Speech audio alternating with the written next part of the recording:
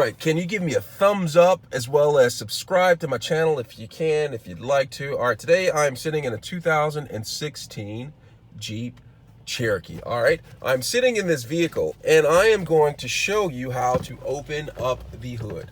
Now you need to open up the hood in order to do whatever you need to on the hood. So what I'm going to do is I'm going to go underneath the steering wheel, go down by the pedals. Okay, I'm going to open the door up so you can see. And there is some levers right here. You see this lever right here? Right here. I'm going to take my finger, put it underneath, pull it up, it pops open, and then I'm going to go around to the front of the vehicle. All right? I'm going to go around to the front of the vehicle. All right?